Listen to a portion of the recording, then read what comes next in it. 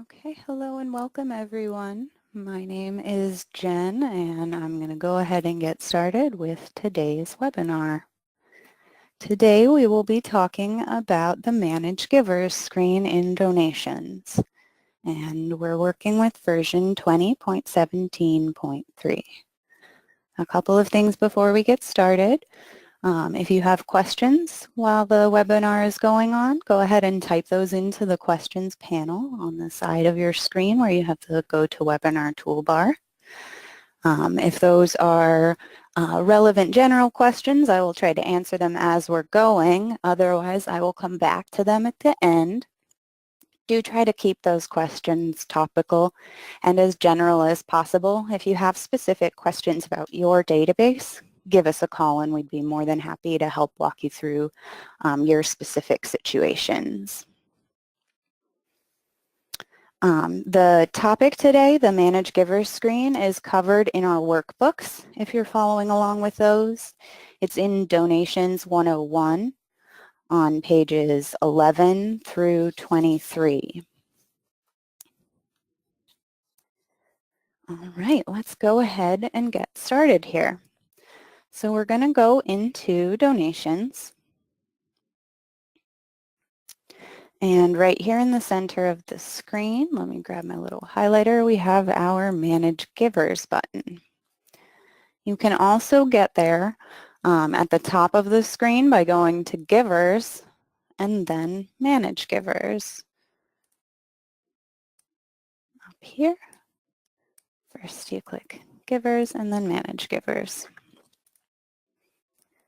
Most functions in Church Windows can be reached in multiple ways.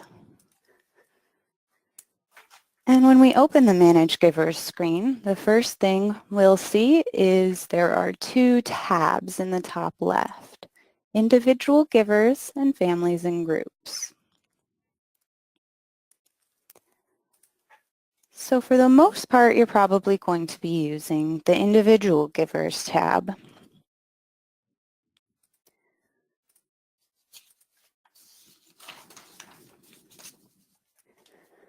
The next field we come to is this Type to Search box. And this is where we can find the people that we have already added to our database.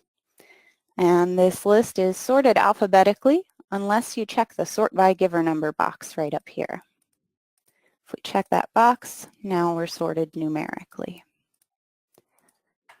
Now keep in mind with Church Windows version 17 and newer, giver numbers are no longer required.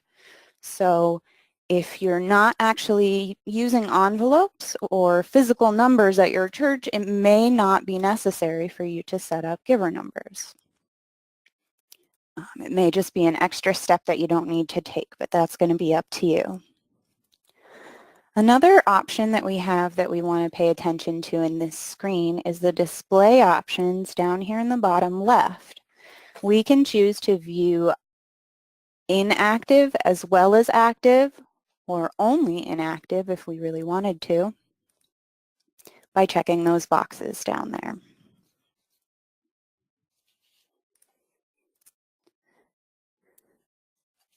So in this screen, we're able to add a new individual by clicking this green plus sign right here, Add Giver. And when we press that, we have two different types of givers that we can add. We can either add a membership individual, which is a member or a visitor, or we can add a donations individual giver, which is one of these people that has a D next to their name in my list down here. And what that means is that they exist only in donations. At this time, it is not possible to move a donations giver into membership and vice versa. They are stuck in the database that you add them to. So take careful consideration when you're deciding whether to add a membership individual or a donations individual. Typically, the donations individuals are only used for folks who give donations to the church but are never going to become a member or a visitor. For example, maybe a local small business owner or a person who comes in from out of town for a memorial service or a funeral, and they give a donation, but you know they're never going to come back. So those are a few examples of donations givers. Otherwise, everybody is going to be a membership individual, member or visitor, or any other category that you've added to membership. So if we choose membership individual, we can either add a brand new family and any individuals to that family, or we can add a person to an existing family.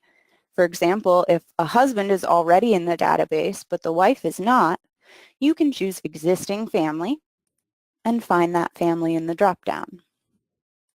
Most of the time you're going to be adding new families though, and the first thing there that you need to do is select a category: members, visitors, or any other categories you might decide to create.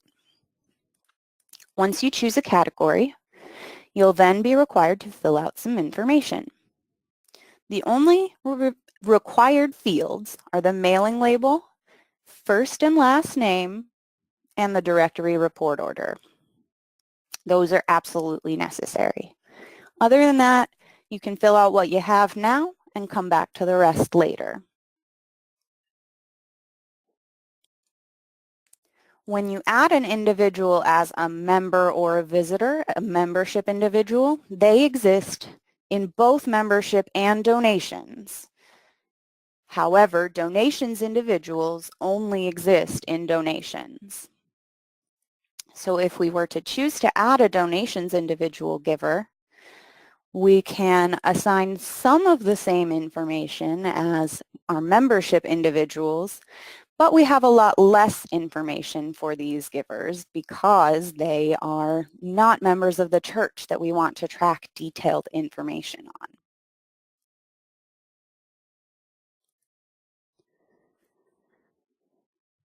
If we go to the Families and Groups tab, we also have an option to add donations group givers. And an example of a donations group giver might be a local Boy Scout troop or Girl Scout troop, or perhaps some other sort of community organization that is a group that donates to the church but isn't an actual person that would need to be stored in membership. And if we click that, you'll see we have similar to the donations individual giver. We have a very limited amount of information that we can store for the group, including adding a giver number.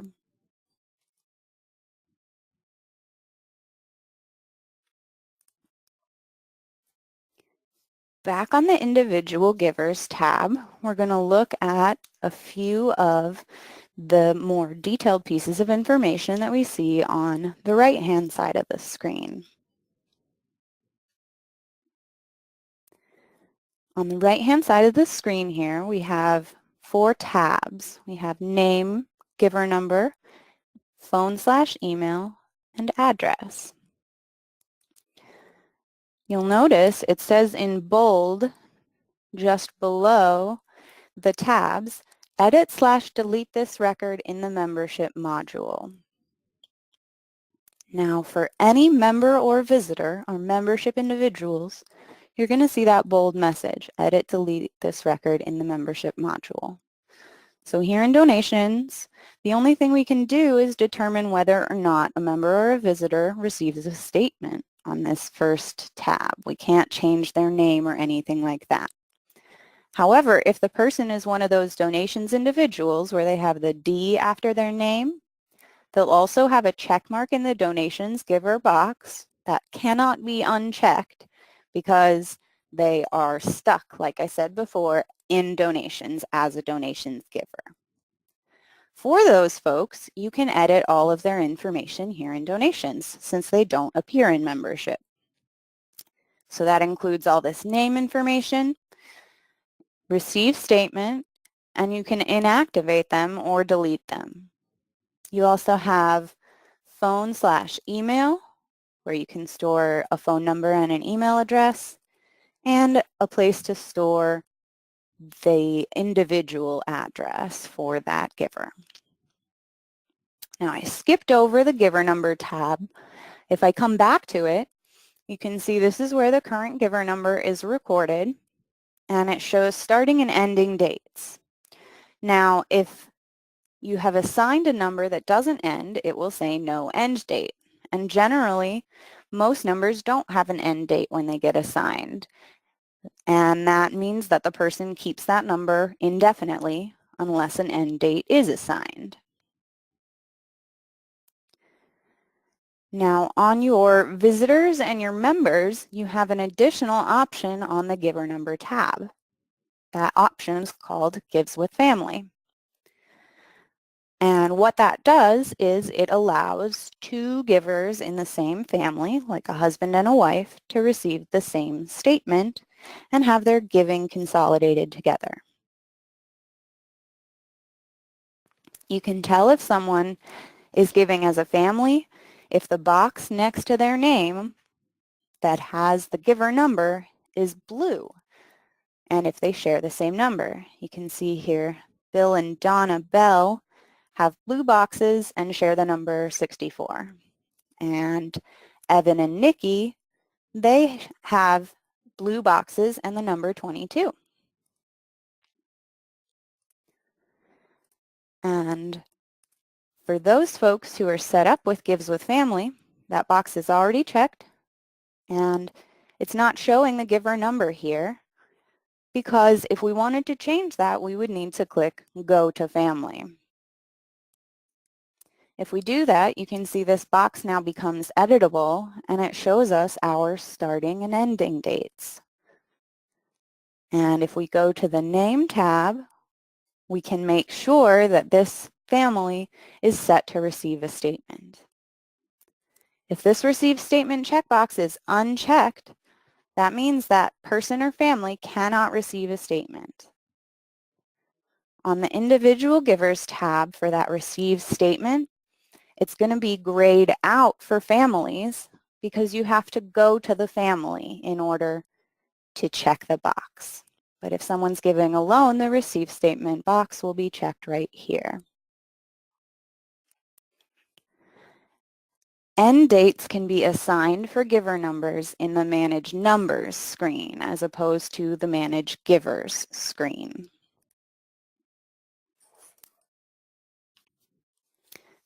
Numbers can be assigned in multiple ways from Manage Givers. You can either type the number in the giver number column right here. And if I try to choose a number that belongs to someone already, like if I type 22 and I click Tab, it's going to tell me that's already in use and give me a red X.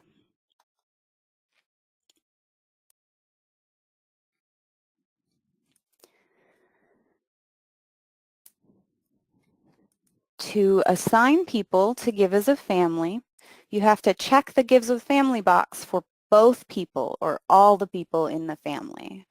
So for example, if instead of assigning Richard his own number, I want him to share with Jen, who's in the same family, I check the box for her, and it's going to say that's going to transfer everything to the family, the number and the pledges, and we'll say yes to that. And then we'll do the same thing for Richard. And now you can see they both have number 24 and they both have blue boxes. If you needed to separate folks, you would simply uncheck that box for them.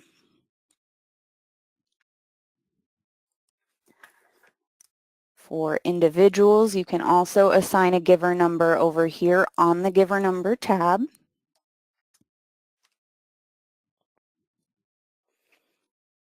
And again, if it's got someone who has that number already, it will not let you do it, and it will give you a red X over there as well.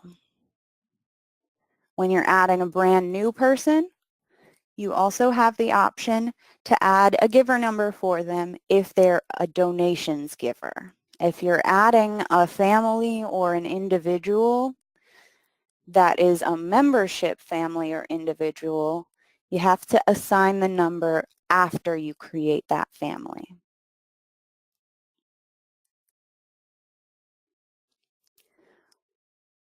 The benefit of marking people as giving as a family is if one of the two passes away and they're marked inactive, the giving for that family and the giver number will stay assigned to the widow or the widower. And so when someone passes away and they're sharing their giving information with their surviving spouse, you don't want to edit anything in this screen. You simply want to make sure that they're still giving as a family. And that will make sure that whichever person is still surviving still has that same giver number as the deceased spouse, and also all of the giving that the deceased person gave will be on the statement that the survivor receives. Giver numbers can also be assigned on the Families and Groups tab. And like I mentioned before, if it is a family, you have to assign the giver number on the family side as opposed to the individual side. And here in the family side, you will have the blue box if the person is an individual.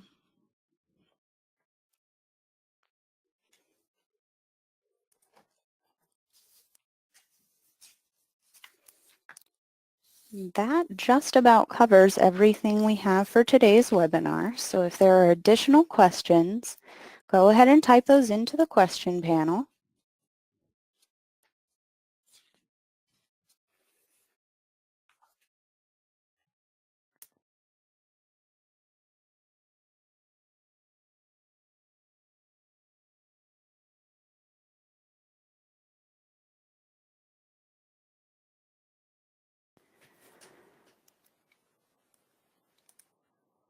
When we're looking at the Individuals tab, if a person has giving, you will not be able to delete them. You'll have to use the inactive checkbox instead. And that is for the donations givers. Our members and visitors, you'll see both the delete and the inactivate are grayed out, and that's because they cannot be edited in donations. They must be edited in membership.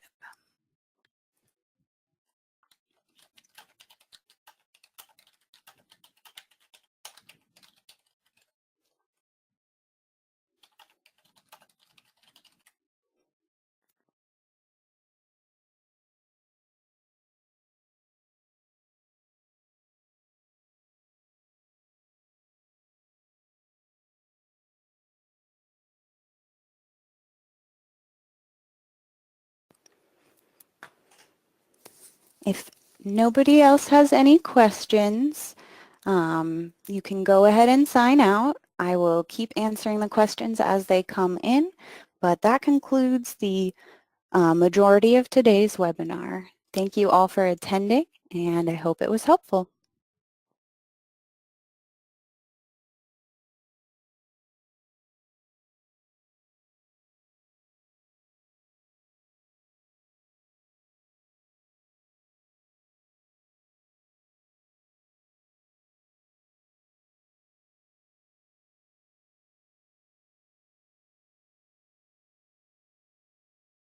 Any last questions before I close the room?